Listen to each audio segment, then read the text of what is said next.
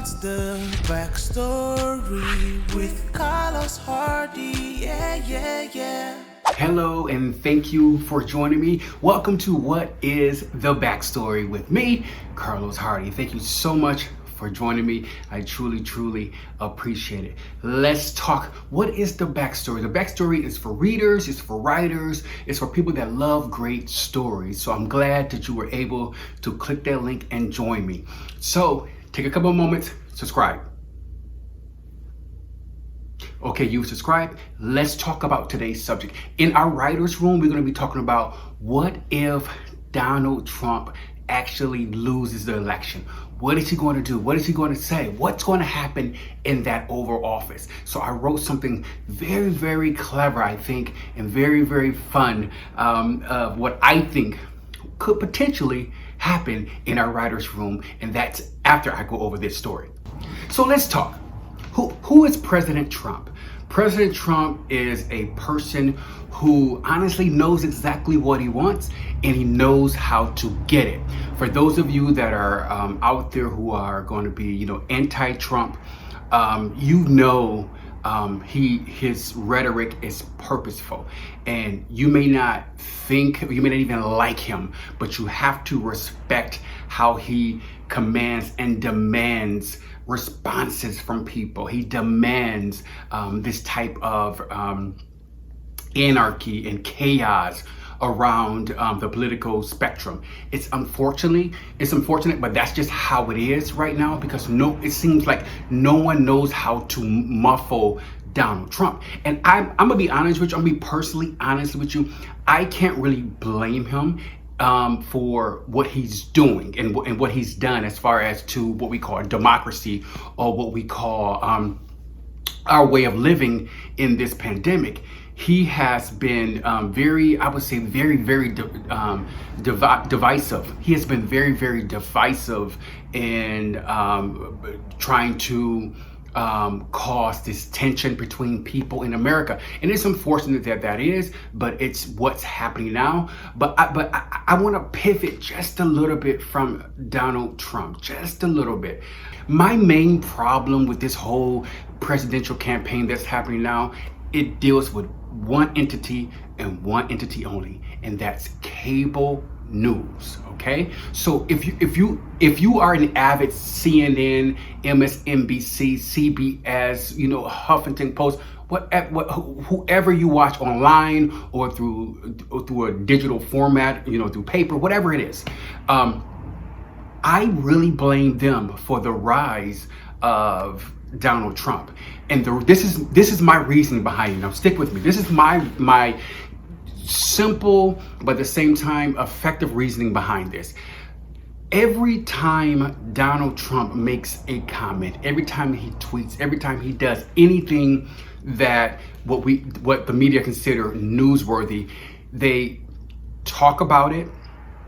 They bring on a person who witnessed it.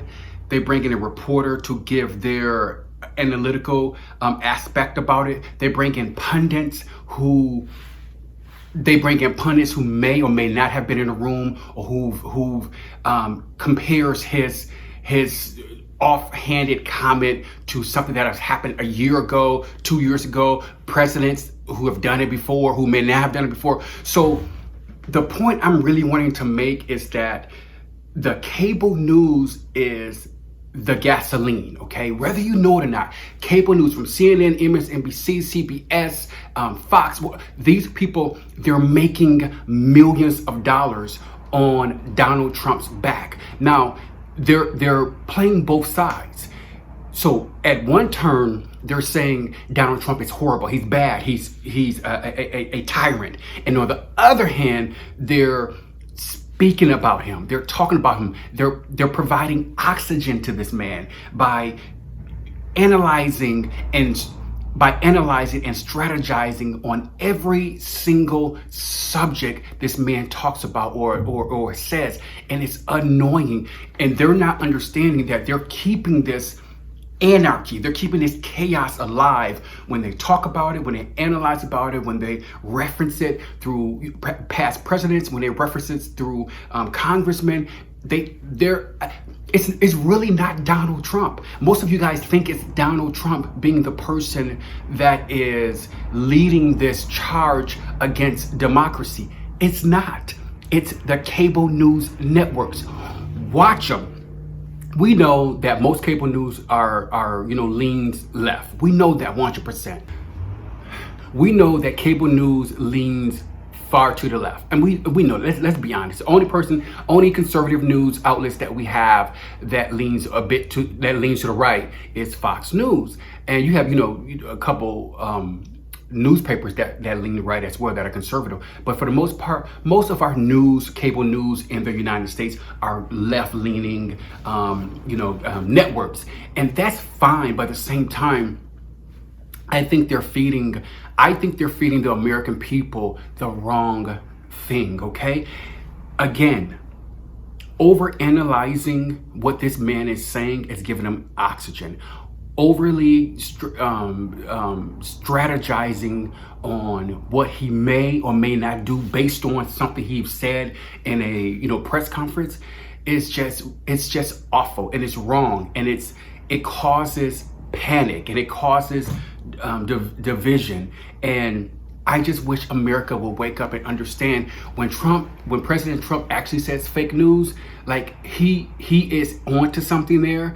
And don't get me wrong, I don't think all news is bad, but at the same time, a huge chunk of it is just television. That's why they get in front of a camera, and they turn on some lights, they have a microphone, they fix that hair, they fix that makeup, and they make it such a setting in a little box here to send out these comments and analytics, send out these comments and analytics, and they talk over and over on a loop with music about how bad the economy is, how bad Trump is, what he said, what he didn't say, should he be more presidential, he should do this, he should do that. So they're stroking fear as well. It's not only Donald Trump that is stroking the fans, it's not only Donald Trump that is, I think that is causing havoc. It is also the media.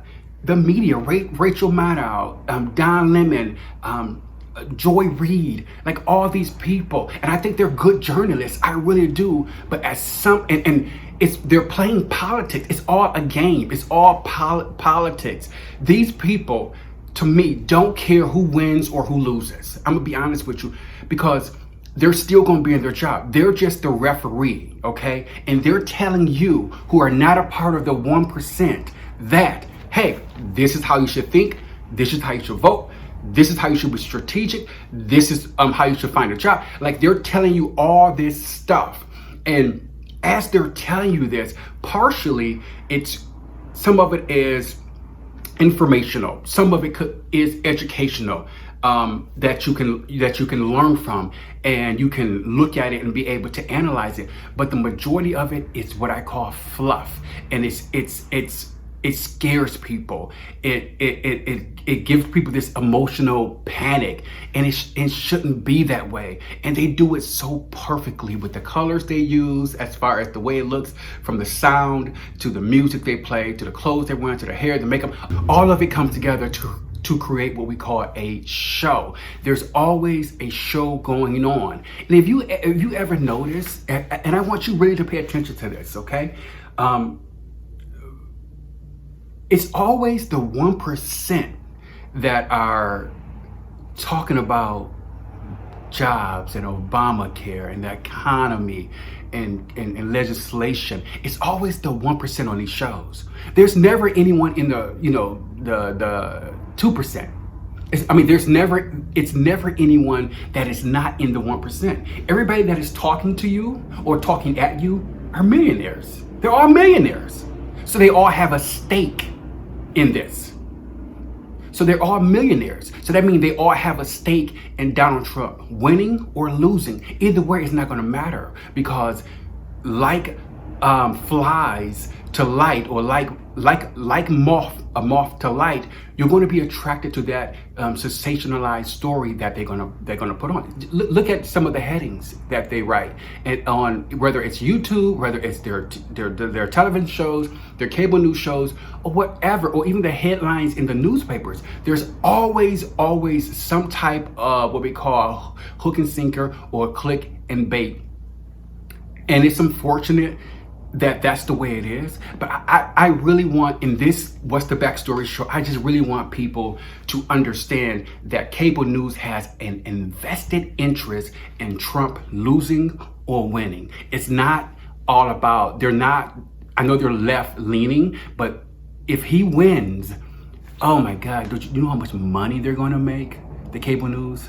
If he loses, you know how much money they're going to make? So it's not going to matter. It's all about painting the picture, and they're painting a dire, daunting picture for Americans, especially in this pandemic. And it's unfortunate. It's like there's no light at the end of the tunnel. There's no rejoicing for what could be, the possibilities, and that's what I'm seeing. So that's why I really wanted to put the hammer down on cable news. I think you should watch it in doses. Don't try to watch it all at one time, because it can cloud your judgment. It can force you to think a certain way about a certain group of people, a certain race of people, women, men. It's one of those things. You have to be very, very careful when you're watching cable news, whether it's left leaning or right leaning. We know conservative, we know Fox News, we know what Fox News does. And the one thing about Fox News, it's in your face. They're not trying to masquerade it as anything other than, I'm here for the president of the United States, and we're going to go against every left leaning news outlet or cable outlet. So they're blunt and in your face. The left leaning media is completely different. It's more of an auto suggesting, this is how you should vote, this is how you should think about Black Lives Matter, this is how you should think about Me Too movement, this is how you should think about President Trump. And sometimes it's just not fair. So I'm hoping that you, as a watcher, as a person who listens to this cable news, that you understand what they're doing and how they're doing it. And I just personally wish that they would just shut up sometimes and just let the story unfold. Just let it unfold the way it's supposed to be, as opposed to trying to influence us, influence our vote, influence how we feel about Congress, or how we feel about the planet, or how we feel about our own communities. And I want you, as a viewer of this video, to really think about that. I really do. I know this is supposed to be a fun, lighthearted show, but I want you to really think about how you're giving your attention, and I want you to really think about how you're giving your attention to this cable news and what you're receiving back, what they're auto-suggesting to you about the president, the economy, legislation, the world, and different races and different genders. I just want you to really think about what they're actually telling you and showing you how to think. That's just my opinion, okay? Lastly, we've all had bullies in our lives. Now, they consider President Donald Trump a bully, a narcissist, an egomaniac, all this stuff, or whatever. But again, they're making millions of dollars off this man's legacy, and whether he's good or bad, it doesn't matter, because ratings are up on every one of those cable shows, and they're gleefully enjoying that boost and hike in ratings. So don't be fooled by it. That's just me. If there's a bully, we all know we've had them on the playgrounds, we had them in school, we had them all. They're all over the place. If there's a bully, you don't give them oxygen. And the more they give them oxygen, the more the cable news networks give Donald Trump oxygen. That's a red flag to me, that they're trying to incite this emotion, or this violence, or this mental stance that they want you to have against who he is and what he's about, and what he does, I mean, for me, I just let people, hang themselves. I don't need a cable news network to tell me how to vote, what to do, and how to do it. And they're doing that every day. So please, please be careful. Please, please, of course, vote in November, but please be very, very careful about what you watch. It's very, very important. So again, what's the backstory is I'm always trying to create different scenes and stories for those of you that are writers and those of you that love great stories and love to read great stories. That's why I'm here, okay? But I wanted to get that out the way. So let's go into our writer's room. Today in the writer's room, I created a scene where Donald Trump loses the 2020 election, and his response is, of course, legendary. So let's take a look at what I've written. Let's go into the writer's room. It's 10 p.m. on election night. A sobering fog of uncertainty lingers in the West Wing. Several staff members huddle around a television as election results come pouring in. Mark Meadows, the chief of staff, paces a hole in the blue nylon carpet. His phone is permanently attached to his ear. He juggles 3 conversations at once. Mark reluctantly veers over to the television, praying for a miracle. His pale skin suddenly reduces to a reddish hue. He loosens his tie to keep from hyperventilating. With defeat rapidly creeping into the presidential campaign, one of the president's aides angrily shuts off the television. Mark wanders away from the discouraged group of staff members. He slips into the hall in a hurry. Mark finds a hidden corner near the blue room. He frantically empties his pockets in search of his medication. He retrieves the bottle, quickly popping off the lid. I need this now more than ever. Mark continues his daunting stride towards the Oval Office. The once festive West Wing is now reduced to a humbling gathering of the president's disappointed donors. Moments later, Mark reaches the Oval Office. His hands tremble uncontrollably. He contemplates turning back, but forges ahead. He taps on the door, hoping that the president is no longer available, which could ultimately buy him a few extra minutes. Come in. The president booms from the other side of the door. Mark pushes the door open, peeking inside. Hello, Mr. President. Can we talk? Come in. Come in, Mark. How are we looking? President Trump sits on the edge of the couch like a teenager isolating himself from his parents. The glow of his phone screen highlights the dark circles under his eyes. His heavy tanned exterior leaves a ring of orange residue around his white collar. The president's suit coat and tie rest on the arm of the sofa. Mark nervously trains his eyes on the wet spots under the president's armpits. Things are not looking good, Mr. President. For the moment, President Trump tosses his phone onto the table. His head veers back, giving him a full view of the president's seal plastered on the ceiling. Mark hands the president a map of the influx of states he's lost tonight. President Trump tries his best to read the data, but has a hard time. He slams the papers onto the table. Don't lie to me, Mark. Do we still have a chance? This is the 100th time in a month that Mark has observed the president in a panicked rage. For some reason, this time is different. Through his unmitigated fury, a trace of humility seemingly seeps into his next question. What about Florida? Michigan? Mark stays quiet, forcing President Trump to foster his own conclusions.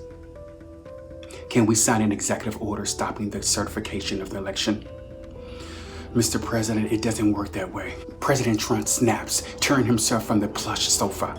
Mark, you are weak. I can't have a weak chief of staff on my team. I will sign the order. Mark remains quiet. His medicine has finally kicked in, helping to soothe his jitters. Mr. President, Biden took every swing state.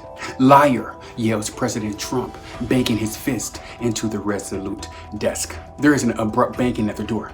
Come in, President Trump says with frustration at the hem of his spat. It's over. The press secretary confirms with a trail of tears forming. Suddenly, the dubious sound of Fox News host Sean Hannity ricochets from room to room. Joe Biden will be the 46th president of the United States. Southern District of New York will be making an announcement on their long-standing closed case tomorrow.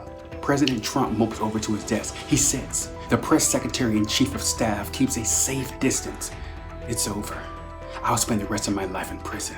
You fucking imbeciles, he says, pointing at his staff.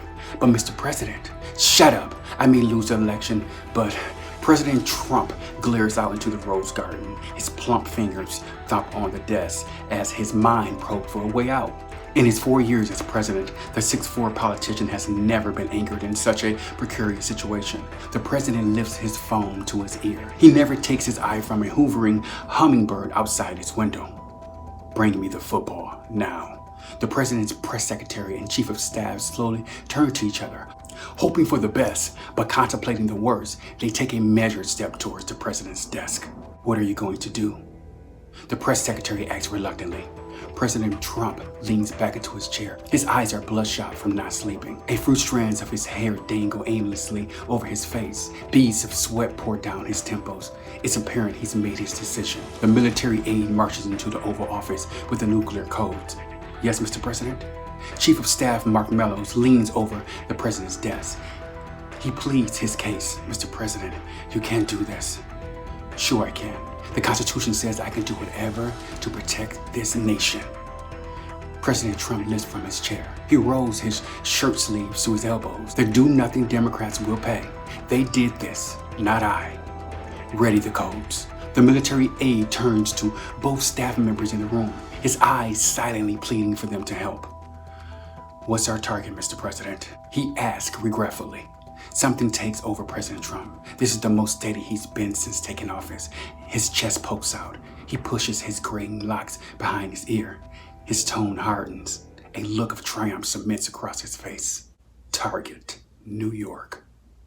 And welcome back to What's the Backstory. I hope you enjoyed that scene, in the Oval Office. I know it's very, very scary and it's a very serious situation, but sometimes art is writing reality and sometimes reality is writing art. It just depends. And in this moment, that could potentially happen, unfortunately. But I thought it would be fun to create, that colorful scene with President Donald Trump. Do I think Donald Trump is a bad person? I think Donald Trump is a hurt person, especially as a child growing up. I just don't think he never healed. His parents never gave him that love that most kids need in order to thrive and to be, sympathetic and have empathy for others. And I just think that's his main issue. If he can somehow correct that, maybe in the future he can be a better person, not father, not president, just a better person. And it's really unfortunate that he isn't taking that on head on to help him with his empathy. He just kind of just letting the cards fall where they may, which is his prerogative. I mean, what are you going to do about it? For those who are writers out there, let's do our tip of the day. Our tip of the day for you is going to be thesaurus.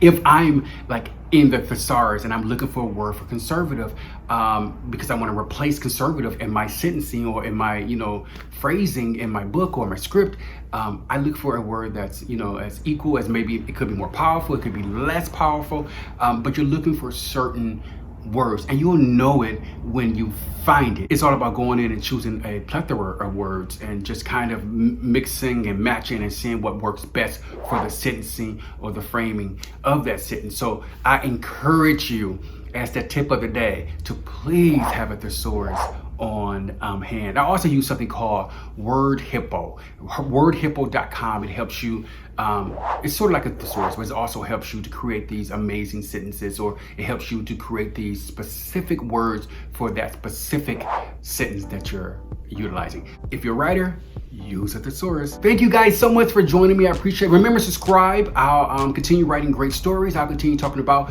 trendy topics and things that are happening and putting a story to, or putting a backstory to it. That's the whole point of this channel. I thank you for, again, joining me. Until next time, remember, leave your comments, leave me a like if you liked the video. Until next time, I'm Carlos Hardy, and this is What is the Backstory. Peace. What's the backstory with Carlos Hardy? Yeah.